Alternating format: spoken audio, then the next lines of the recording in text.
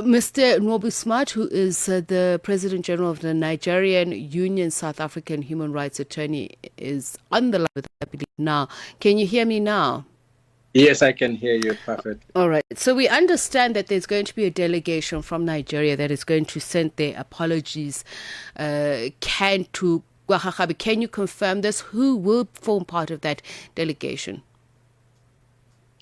We have mandated the organization called that are part of the organizers of the ceremony that will form part of the delegation from the Nigerian Union as well as the embassy to lead the delegation. So we are busy having these discussions and this meeting with our diplomatic missions. They've started making contacts with the premier of the Eastern Cape and the relevant authority, because now this has become a bit of a diplomatic issues that diplomatic heads ought to also be involved. May I ask, at what point was it felt that an apology was needed? Is it as a result of the events, the protests that turned violent today? Or was it because there was outcry that this has caused offense? I think from the initial point where the royal house made a statement through their spokesperson that they consider these an offense. You see, from the African perspective, if you are a guest in a person's home and the person says, irrespective of your explanation, I felt offended, at that point, it is when apology is needed. I have granted interviews where I openly apologize to the people of South Africa. And we're also using this medium to apologize to all the South African citizens who might have felt offended by this ceremony that was not properly explained, that was misconstrued. Be it as it may, we feel that we should apologize to the entire South Africans, not only to the people of the Eastern Cape. That is not the intention, and it is not what it is tended to be. And if anyone has felt undermined or threatened by this ceremony, that as a Nigerian union and as a Nigerian people, we say that we appreciate the cordial relationship, the cordial diplomatic relationship that we share between South Africa. South Africa and Nigeria are big brothers in the African continent. And if there's a need for clarification, we have come forward to own up to it. We have come to take responsibility to say this was not intended. Be it as it may, we at the Nigerian Union will issue a stern warning to all our affiliates that are part of the Nigerian Union organization to say, you cannot do as you please in another person's country. And yes, so we are taking that. It's not about, we do not want to say because it's an unrest, we've spoken to the alight of the country, but we also owe explanation to the entire people of South Africa to say, no, there is no installation of a king, and there would not be, and that would never be the intention. So the parties that were involved in the said coronation, do they understand where the anger rises from? Do they understand the reason behind the offense that was caused? And I ask this because, and it's not helpful to look at people who are spreading divisive statements, conversations on social media, but some which may be quasi-official have said, well, it was only a symbolic ceremony. Nigerians who are living in the Eastern Cape, who have been living there in the Eastern Cape, have every right to practice their culture, and by that showing their subjugation to somebody they see as a king, albeit still in the Eastern Cape. Okay. I think the entire ceremony was misconstrued. But be it as it may, if despite our explanation, we've come out to, not in a defensive manner, but in a clarifying tone and approach. Hence, I've said, if I'm a guest in your house and you do not accept my explanation, and I see that your explanations is not adding up, then in order to find a peaceful resolution of the course of action, that I say, I don't want this.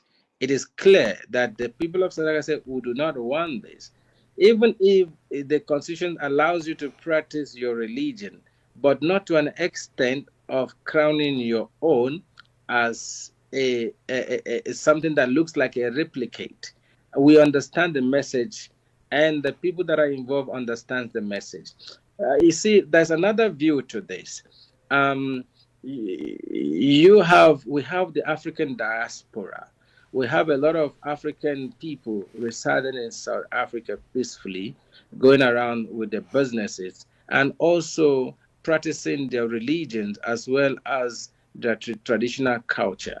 So I think there should be a line, or the drawing line between to what extent would they be able to practice this religion or their traditional belief outside the shores of their country. I think that should be the debate moving forward, to say, but if a person that the other party said, no, you've offended me by your action, has come out and denounced that, I think that should be the starting point of a healing process. And this group of people, as well as the alleged leader of Ndibo in the Eastern Cape, has come out to say, no, I'm not a king, and I don't wish to be one. I do not have royal blood from Nigeria. I do not intend to take one in South Africa. This is simply that I belong to an organization who deems me fit to bestow to me a title, a leader of my people in the diaspora. All right. So you say what happened was misconstrued. Correct. Was it misconstrued by the people who are present because the video shows and it is understood that it was a coronation, or was it? I'm just wanting to understand where the breakdown was, because this person is saying a title is being bestowed upon him as a leader of his country. And the questions really are being asked in light of South African law, also efforts to ensure that there is cultural cohesion, because on the one hand you say we need to establish whether these people who are of a certain whether religious practice or cultural heritage can practice their beliefs in South Africa. Is that what you believe is in question when you say that?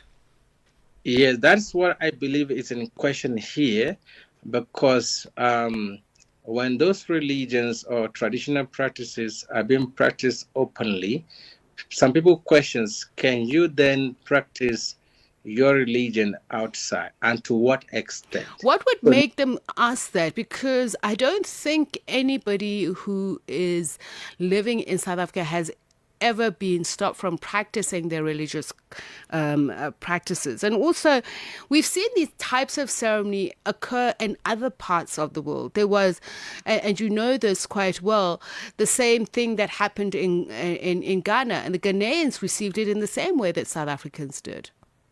I beg to differ. What transpired in Ghana it is totally different from what transpired here. The case of Ghana, the alleged Igwe in Ghana, if you understand or did some research about what transpired in Ghana. I did, actually. Yes, this man bought a huge land. He amassed some lands and claimed to import. He want to make that section of Ghana a colony of his. So it's totally different from this. People gathering in a hall. What happened in Ghana is totally different. I'm sure most people are viewing it from that perspective, which is totally different. But I'll tell you why they view it in that perspective, because the explanation that was given is that an Igwe is being installed. So you are saying the misconception is around the ceremony. And I won't claim to be an expert or something that I'm not a part of or know of, but this is why I'm asking you these questions directly. The way it was handled, to my understanding, is seen as the same as what happened in Ghana. And it is the ceremony that we're talking about. And you're saying that was misconstrued. So what was the distinct difference in that ceremony in Ghana and the distinct difference here in South Africa? It's totally different. Totally different. It can be distinguished from each other.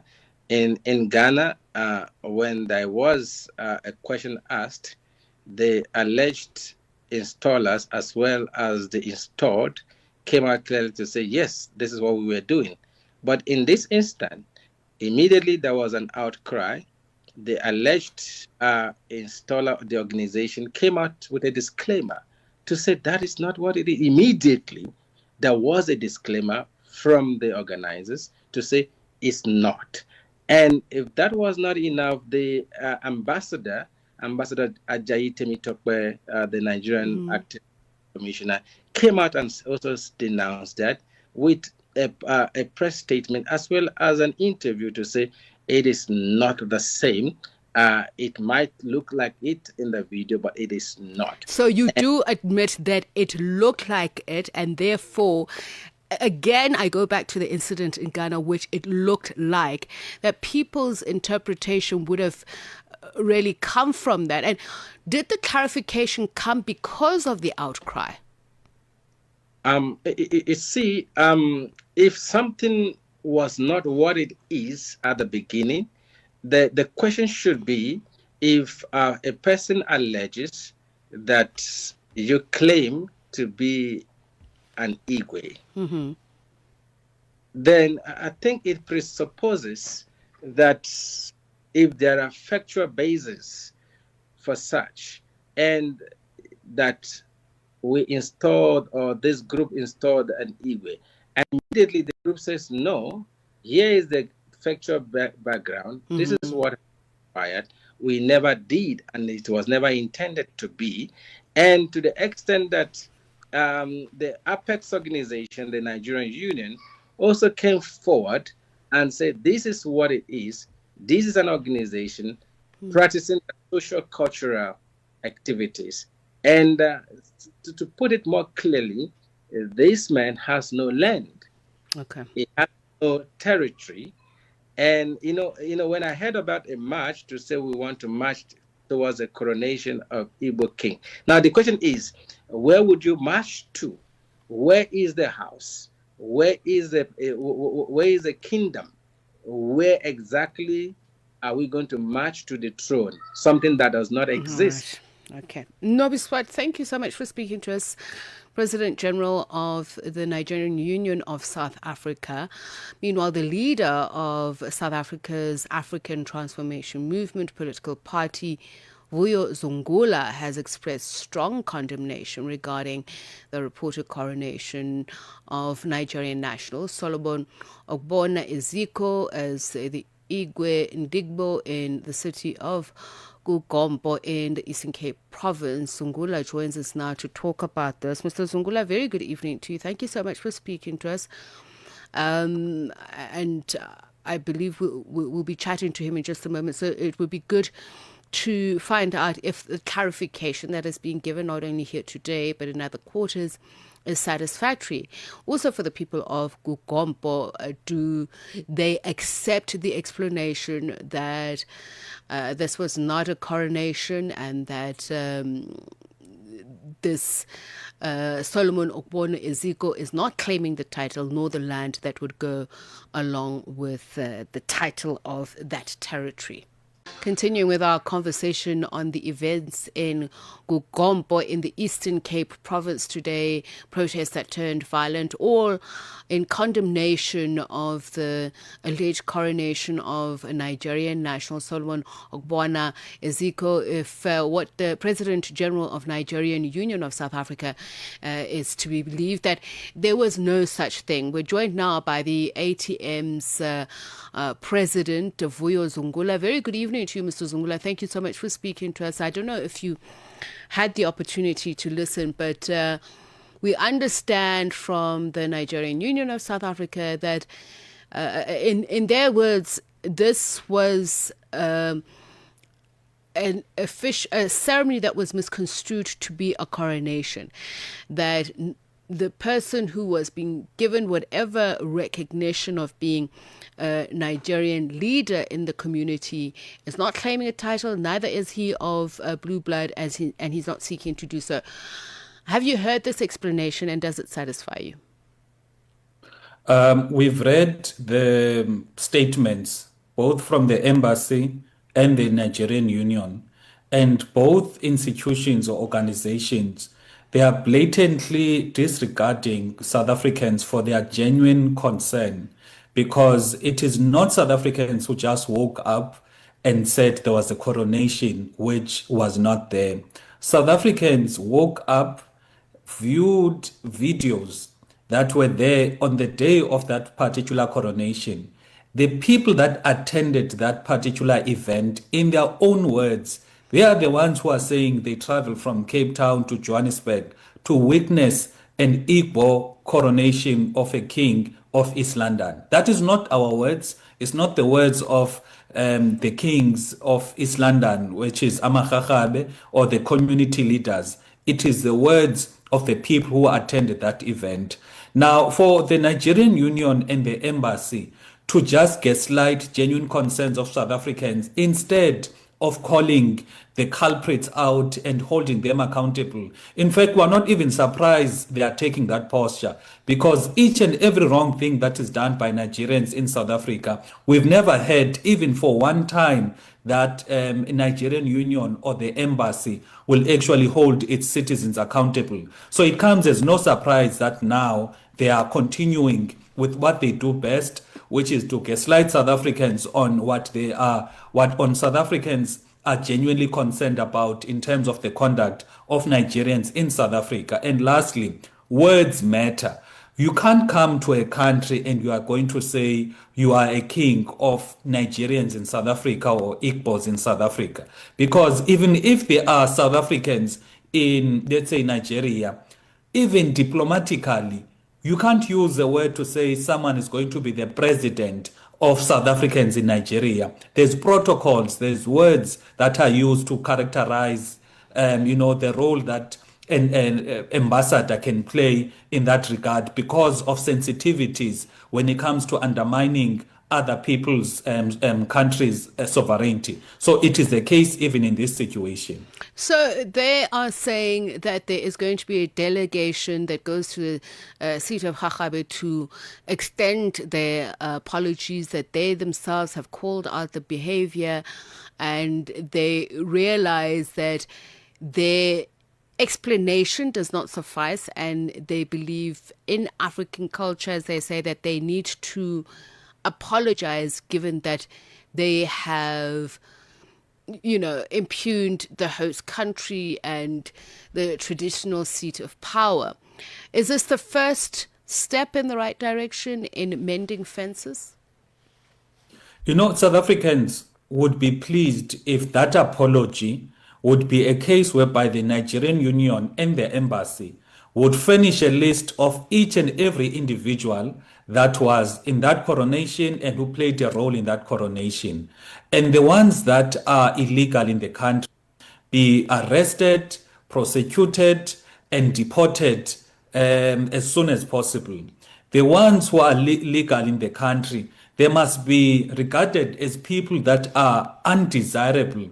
They must go back to their respective country, because for a country, for what happened today, whereby there was a huge protest to an extent whereby even other Nigerians went as far as stabbing other peaceful protesters, and then there was the fight back, which led to the destruction of property and the burning of vehicles.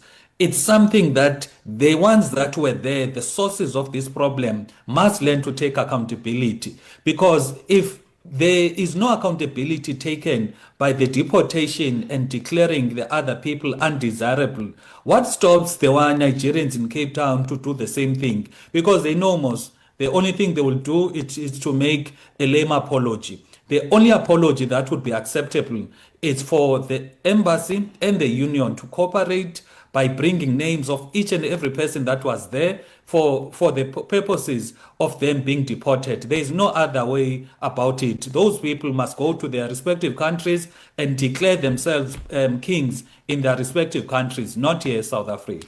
So what Nusa is saying now is they're also going to seek clarity on whether those Nigerians that are in the country that remain here are entitled to practice their religious and cultural rights. And I did pose the question to seek better clarity on what that means, because it seemed to me as though people are being denied their human rights here in South Africa. That's what he's saying, and I was actually disputing that. But I'd like to hear your interpretation of what do you hear that to mean?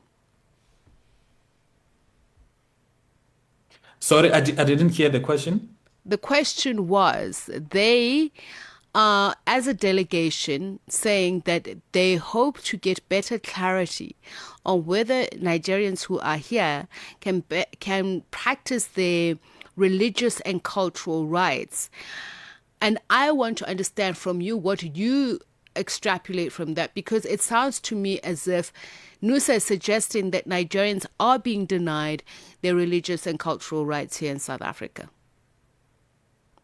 No. That is not true. Nigerians are not denied anything in our country. In fact, it is Nigerians who are abusing, the welcoming of the welcoming nature of South Africans. It is Nigerians who are undermining on how South Africans are law-abiding and generally welcoming citizens. What needs to happen here is that, remember, this happened over 3 weeks ago, and it should not take only now simply because there was a protest, a peaceful demonstration by concerned South Africans, for them to say they are going to seek clarity on what their rights when it comes to religious and cultural expressions in South Africa. Secondly, if they are wanting to ascertain whether what they did was culturally acceptable, then it means they're not apologizing, because you can't on one side say you're apologizing, on the other side saying your cultural rights of expression are being denied. What we're seeing here, it is an invasion, and an invasion does not start by people taking over everything. It starts small, whereby they declare themselves king of East London. They start contesting elections. They start, like we have now, whereby South Africans, they've got no-go areas. You can't go to a place called California in East London because it is their place. They've made it their fortress. You can't go to Sunnyside. You can't go to Hillbrow. You can't go to Point in Durban. You can't go to Central in Port Elizabeth. Those are the areas that are known to be taken over by Nigerians, and those Nigerians, they ill-treat, abuse, and victimize anyone else who stays there. So it is not true that they've not been welcomed in our country. What we have here, it is them abusing the humanness of South African citizens who welcomed them. Just going forward, and you are a man who understands the law, the issue is over jurisdiction, not only the claims that they're trying to create a parallel system. But I also want it to be a teachable moment so that South Africans understand. What does the traditional and Queensland Leadership Act say, for instance, just on traditional leadership and the supremacy within the system, where you know, on the one hand, there seems to be some sort of rationale that's been created that, well, these are our elders in Nigeria and they remain so, even if it be symbolically. Where is it problematic there? I think if we can take it back, the root cause of the crisis that we're in now, it is a failure of government to manage migration. I'm saying this because we've got an illegal immigration crisis in our country, whereby people come from different countries, they settle in our countries, in our country illegally so. And once you've got a criminal that has committed a crime by coming to South Africa, rest assured that criminal will commit further crimes, and because they are not about to respect the cultural, traditional, and other laws that govern our country, whereas a person came here illegally so. So that's a point of departure. The second thing is that the people who come to a country legally so understand the importance of respecting the culture, the religious views, and the way of life of the host country. You never see South Africans who go to other countries and want to impose. There are many South Africans, for example, who stay in Britain, in Ireland. When they get there, if bangamaxhosa, they will gather and have some cultural celebration and remind themselves of who they are. But it will never be done in a manner that, provokes the host country where they are working at that point in time. But for those who are illegal in the country, their intention, it is not the same as people who are law-abiding when they come to our country. And there's a clear laws when it comes to traditional leadership. We've got many South African traditional leaders who are still not recognized by the government. However, they try to follow the correct processes in terms of their recognition. And most importantly, you'll never see a traditional leader, Engumzulu, coming from the Zulu nation, wanting to impose himself as a traditional leader in the land of Rharhabe in East London, like in this case. Right. There's always that respect between these traditional leaders when it comes to a territory. But these ones, because they've got no respect for anything, that's why they went to the land of Rharhabe, which has an established king, and they decided to impose themselves. All right, thank you so much. ATM President Vuyo Zungula reacting to what was happening in the Eastern Cape and what's expected to happen next and why it's problematic.